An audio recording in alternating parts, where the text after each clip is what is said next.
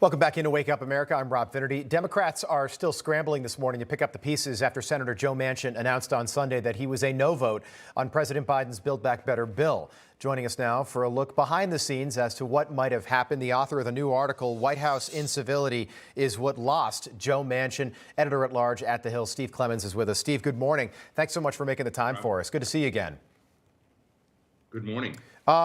So we've got the tale of Joe and Joe here. For a while there, it seemed like it was going to work out. I read your piece, which I thought was fascinating. You called Joe Biden a, quote, brilliant negotiator who seduces foreign leaders, and with members of Congress, he, quote, builds rapport and trust. Something went wrong here. What do you think it is?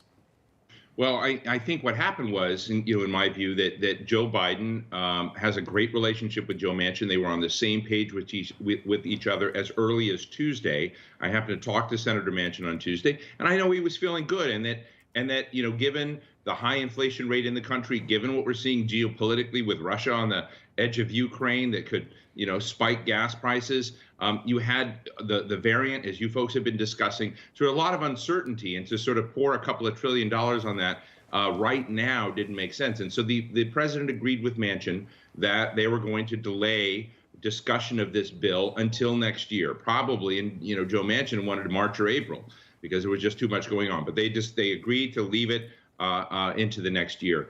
By Thursday, that blew up, and it blew up in part because, according to Senator Manchin, and I have to say that I've communicated with the White House, they see history a little bit differently. But Senator Manchin did not want to have his name called out in a presidential statement about this without listing either Senator Sinema or raising other sets of concerns. And they went ahead and overrode his objections and went ahead and named him 3 times in that presidential statement. Right. And he saw it as personalizing this in a way the president hadn't done previously. Well, if Joe Biden, Steve, if Joe Biden builds a rapport with people, that's not something you typically would do. Joe Manchin called that inexcusable, those leaks. Yeah. And they happened at the 11th hour. Why do you think that is? Why do something like that at the 11th hour before Manchin has really made up his mind? Even though in his heart, I think we all knew he was going to be a no vote, at least now. Why do that at that time? I think they misread Joe Manchin. I mean, that's what I wrote in the piece. It was a serious misreading of how seriously he took that moment. And that, we may step back and say, what's he upset about? It was a nice sounding statement. The president was lauding him. But to Joe Manchin and to much of the world and to other people who read it, it's putting a target on his back and saying it's because of you only that this happened. Now, a lot of people know that Joe Manchin has been a person slow in this, but this was an agreement to delay discussion. Right. It was, something they could say, we're working with Senator Sinema and Senator Manchin, or we're working with the Senate. But he saw it as an incredibly uncivil thing to do, and it personalized it. In his view, endangered his wife and family, and so they were getting death threats. Steve, his wife and family back in West Virginia, and Donald Trump almost got 70% of the vote, we should say, in West Virginia. So Joe Manchin is thinking on behalf of his constituency. He's not up for re-election in 2022. He's not back on the ballot until 2024.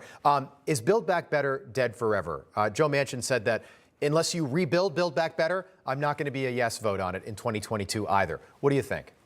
I don't think he's going back on it. I think there are a couple of things that needs to happen. One, he looks at it as a conglomerate that probably needs to be broken up into pieces that people could, come to agreement on other parts of it.